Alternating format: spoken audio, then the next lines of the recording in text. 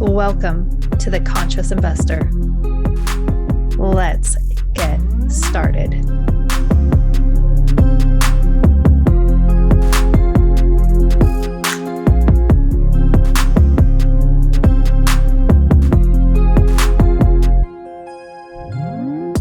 Welcome back. This is going to be such a different episode than most Conscious Investor podcast episodes, especially the Mindset Edition, because I happen to be traveling as I am recording this particular episode. So if you're watching over the YouTube channel, no green screen, it's just this really cool hotel room, which, by the way, shout out to Moxie, which is part of the Marriott brand, and super fun, very, very fun hotel to stay at. Interesting accommodations. Alexa, they have this interesting desk here. Lots of because really the nature of this trip from the genesis of planning it has just been jumping through hoops and over hurdles and, already just running a gauntlet. And it's really interesting what we choose to do in our life when things get difficult or when the path is unclear or when we start doubting ourselves. There are so many different things that are taking place. And a lot of times we just want to quit or hide or run or stay, right? And so that's what I want to share with you today. I actually just want to bring you on this real life journey with me and share with you just some of the obstacles that I've faced. And this is one of those reasons why, as we look for people to link arms with, either as coaches or investing partners or friends or whatever it is that we're receiving into our life, if only an influence, we want to see, how are you handling the trial by fire? and quite frankly, it's been a bit of a trial by fire. Obviously, nothing bad. Because here's my situation or here's my thinking on that, is that at the end of the day, if we are, you've heard me say this before, if at the end of the day I lie in bed, or I lie down, I don't know, might not be a bed, might be a sleeping bag or something, right? I've slept on airport floors, so I guess it could not even be a sleeping bag. It could be all sorts of things, right?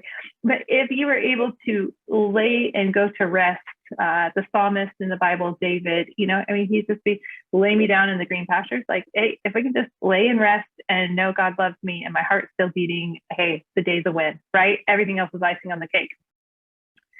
So I'm here in Columbus, Ohio right now where I'm recording this, and we're looking at acquiring this really cool mixed use apartment building, and I'm really excited about it. And once we've been negotiating this for a really long time. So let me back up a little bit. And I want to encourage you, if you're not investing, this transcends investing, because everyone has a story of perseverance and everyone has a story where they have to wait in their life. Last year, I linked arm with some partners and we just decided we're investing in Columbus, Ohio. And that was the mission and focus of that particular partnership.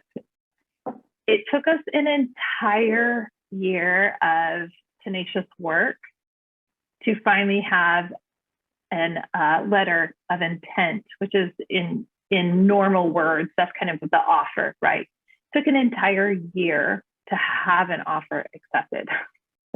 It took 2 months of negotiating and being patient. It took, throughout that year, we had written LOIs and we came up first place loser, and it was really discouraging. But we didn't stop and we didn't quit. We just kept going and said, okay, what are we going to do? How are we going to, where are we headed? What do we want? So when we received the word that our offer was accepted, there's a very fast timeline, which means grab a flight, grab your hotel room, get going. You've got to get on site. You've got to do your inspections and all sorts of things. Now, we all know, listeners who've been listening for a while, that I live in very far north Idaho on the Canadian border, which means traveling is challenging. Now, you've often heard me say, live where you want to live, invest where it makes sense. And you all know from listening, I love where I live. Oh, gosh, quite frankly, it's getting put to the test because I've been traveling more and having the hurdles that traveling creates. So I woke up really early, not too much earlier than normal, I suppose. It was like 3:30 in the morning. I usually wake up around 4. So I woke up, got ready, and headed out to the airport at 4:15 in the morning at a flight that was going to leave at 7:30. Needed to get myself down to Spokane, Washington. It was all great. But the night before and kind of the days leading up to leaving, I was actually really sad. I was excited about everything taking place, but I actually just wanted to hang out with my family and be with my kids and be present. I wasn't expecting this particular trip that had to take place when it did. And so, and I was, gone at the very beginning of December. And so it's just like, oh, I feel like I've been gone and we had the busy holidays. I just want to be with my people. But these things need to take place. You got to get out there and do your inspections. So anyway, hop on the plane after working through those emotions and having a lot of extra snuggles, went down and I'm getting to the airport. Mind you, iciest time ever. We've never had severe ice situations in North Idaho. 6 winters in, and this is the first time our sheets of ice, like the roads are just icy. And so, you had to be far more careful in your driving. Once I got onto main roads, it was fine. But not everybody felt comfortable on the roads that were literally perfectly clear at this point, because they're well traveled. And so they're like going pokey slow, and I started looking at the clock and having that panic set in. And then I decided, no, I am going to trust. This is going to work out. It's going to be fine. I will not miss my flight.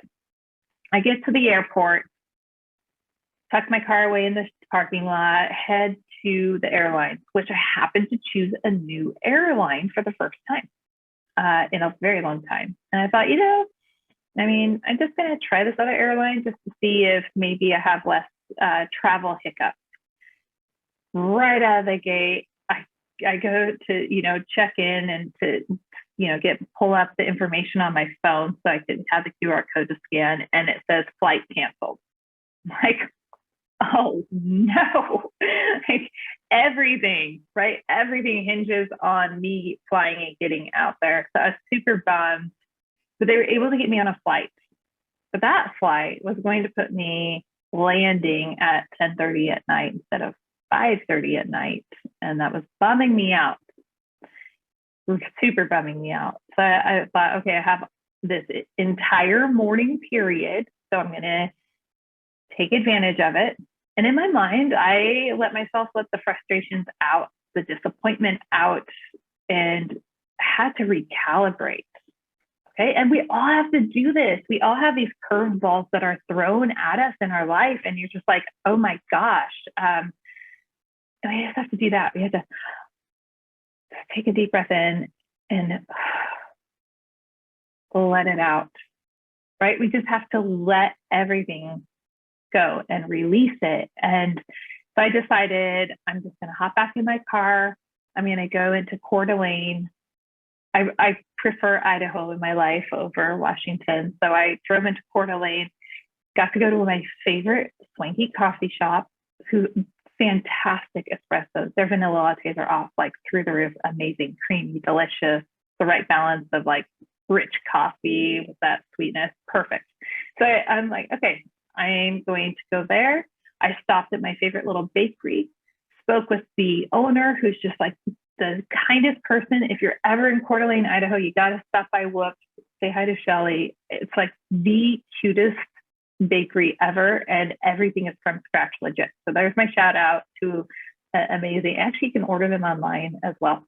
So I stopped in, got a macro, got an almond croissant, spoke with her and one of the really cool employees for a little bit, took off, went to the coffee shop, and just started diving into work. I'm like, well, okay, I wasn't intending to work during this part of my day, but now I can. And it actually opened doors to be able to communicate with some people that I really needed to touch base with. So that worked out really well, right? So I'm making the lemonade. I had to call and make arrangements, my rental car. Well, guess what? They're going to be closed when I get there. So my car, I have to like completely reconfigure this rental car situation and hope for a reimbursement. And I sat on hold, and worked through this car situation. And guess what? It worked out. And that's what I kept telling myself the entire time. All things work out. All things work out. I know that when God has me on a path, all things work out. And he might not share my belief system, but we can all still hold true to all things will work out. And sometimes we lose sight of that. And when we lose sight of that, we lose sight of hope. And when we lose sight of hope, well, that's when the ship starts to sink, right? So we have to hold on to hope. And we always have to look for what is going to come of this. Well, by nature of my flight being delayed, my being able to go to Coeur d'Alene, my rental car situation turned out okay. They reimbursed me. I was able to find a cooler, better car for the same price with a better company, which is super cool. I also I got to see some people that I know down in Coeur d'Alene and support their business. Apparently I passed along a really great idea also. She's like, that's a great idea. And it had to do with business owners collaborating and such. It was really cool. And then I also met a new person at the coffee shop, which is super cool. And so being open to meeting new people, it's not often I meet investors in North Idaho. I met somebody who does a form of investment that I'm very interested in, note holding, which is something that I've spoken about on this before. And you can go back to the episode with Alex Brashears because she speaks on private money lending, which is very similar. So here's the thing, all sorts of lemonade. But it didn't stop there. I was still being tested because our desires and our determination to stick to our purpose, our path, our calling is always going to be tested. And we shouldn't run away from it.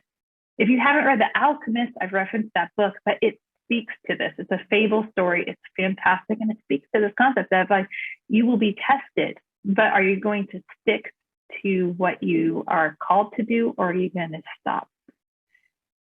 I managed to board my first flight, no problem, no hiccups on the flight. In fact, on that flight, the two people beside me had never tried a stroopwafel. Maybe you haven't tried a stroopwafel. You should definitely find one, try one. So I asked the flight attendant, and I said, hey, they haven't tried stroopwafel, which was a snack I chose, and they chose pretzels. And I said, do you have any extra stroopwafels? Because they have never had one and they need to try one. You know what she did? She said, I don't think we do, but I will check. She comes back a little while later with a stack of stroopwafels. She hands 2 to the woman beside me, 2 to me, and 2 to the gentleman beside me. They tried the stroopwafels, they fell in love as well. Okay, I know that is silly, but hear me on this. When we choose to stick to purpose, path, calling, when we persevere, and we're still looking out for others, really cool things happen. And that blessing ends up coming back to us as well. All right, so we find that our flight is landing late. And that's really detrimental when you have a connecting flight that you have to make, and there's a short window of opportunity to get to your flight. My heart started to race. I started to panic. I start verbally processing aloud with the kind people around me. And I literally said, I'm so sorry. I need to stop. I'm just trying to figure this out. And I just need to close my mouth. They were patient, and that was very generous in my opinion. But it turns out that at the end of the flight, because there were, I think, eight different flights that were connecting up, and we're all going to be significantly impacted by this delay. I've missed flights. I don't know if you've missed a flight, but it was horrific. It was in the Denver airport. I was coming back from a writer's retreat, and you can get turned around in the Denver airport. I went to the restroom. I went to what I thought was my gate. So excited to be home. And I should have looked up. I was just tired and I just wanted to get home, assumed I was in the right spot. And next thing you know, they said boarding for. I'm like, whoa, whoa, whoa. And I was on the phone with my husband and kids, and I'm like, whoa, I'm in the wrong spot. I got to go. And I had missed my flight just by like just a moment. Okay. Missing flights is not fun. And I didn't want to miss my flight, especially because I had business and meetings to be at the next day. So my heart's racing a little bit because I don't want that discomfort of missing a flight, because I have a really important meeting the next day. And I'm having to constantly calm myself down. My faith really helps me significantly with that. It happens that I was also reading and finished the book, Stillness is the Key by Ryan Holiday, while I was on this flight. Fairly ironic, right? That I'd be reading a book of that nature and having like such a practical way to apply the principles of that book. Turns out I made my flight. I don't know if the other people made their flights. Somebody had to go to Concourse A at the Denver airport. And if you're listening, you know, if you're in the B turn, like Concourse B, and you've got to get to A and hop on the trolley, and your flight is already boarding, your ship probably sailed. But what was really cool about that is that people that was where they were getting off, they stayed seated, and they were really generous with that. And it was really cool because the gentleman beside me, he's like, don't worry, I'm going to stand up and I'm just going to block everything so that you can stand up and get your bag and get going, which is like the sweetest, kindest thing ever, right? Like he was rallying. He was like, I'm on your team. We're going to help you out. And so he helped me out. And this woman across the way, we're standing, we stood up, and she was cool. She was like so calm, cool, collected. This is something I am striving to cultivate more of in my life, right? And she's like, it's going to work out. She said it with such steadfastness. It was extraordinary. I said, I know it is, but it's so uncomfortable in this moment. And she's like, it's going to work out. It's going to be okay. So I hop off the plane. The people in front, I'm saying thank you to the people that are seated. I don't know if they understand the gift I gave so many people. I bolt to my next gate, but I received another act of kindness from someone along the way. And that was this gentleman. As I am like standing, as I get off, I realize I just need to go and alert somebody to let them know that works here so that they can make a phone call to my gate to say she's coming. Because if they know I'm coming, they might just wait. And I interrupt a conversation, which I interrupt podcast interviews. I don't in general go and interrupt people or cut to the front of the line. But there's one gentleman there talking to the flight crew. And I just said, hey, I need you to, and he's like, excuse me, you can't cross this line. I didn't cross any lines, I promise. He's like, you can't go any further. And I'm working with this customer right now. And I said, I'm going to miss my flight. I need your help. And the other customer stood up for me. He's like, no, it's fine. I said, are you going to miss a flight? Are you okay? He's like, no, I'm fine. And he told the man, he's like, you help her. And it was so cool to see, like, in this world right now, there are so many people that think that the world is just so full of hate and frustration, and that along this entire time, sorry, you're watching, I'm like getting all teary-eyed. It's so important that we realize that there are so many people that want to support and help each other out, but sometimes they don't know how. And we have to communicate to people, this is my need. We have to have the humility and also the brassiness sometimes to step up and say, help, I need this. Please help me. Are you willing to do that? Are you willing to ask for the help? A lot of us are willing to give the help, but so few of us are willing to ask for the help. I had to ask for help, a lot of help. I didn't even go on the people mover. I just bolted. I was going faster than the people that were on the little people mover thing. That's how much. And I'm like not used to wearing a mask. So I'm hyperventilating in this mask as my heart rate's going up. And I am like trying to book it to the whole other end of my terminal. And as soon as I saw the flight crew, I just said, that's my flight. Don't take off. And she said, we got you. We're not leaving without you. And it was just like relaxing after that. Like, okay, I can catch my breath. So grateful. And as if that isn't enough, no hiccups getting my rental car because we'd already secured that. No hiccups checking into the hotel. What a gift to go have a beautiful night of rest. But there are other challenges that have arisen, and I'm not going to go into them. I could, but your time is precious. And I think I'm making my point clear, right? Challenges will come. And what I hope you're taking away from this is twofold. One, the challenges are going to come to test your determination, your perseverance, and they're going to cultivate these traits within you. Don't quit. Don't give up. You stay the course. If you know where you're supposed to go, then nothing should stop you from getting there. So you persevere and you keep your eyes fixed on where you need to go. And you do it with joy. You do it asking for help. Joy doesn't mean like, haha, like, happy, giddy. Joy is just a presence of this is going to be fine. The presence of peace, right? But it's also not antagonistic towards people around you. It's not releasing frustration towards people who didn't even cause anything, right? That's where joy comes in. It's like, okay, I can be content and joyful and peaceful in this situation. Cultivate that.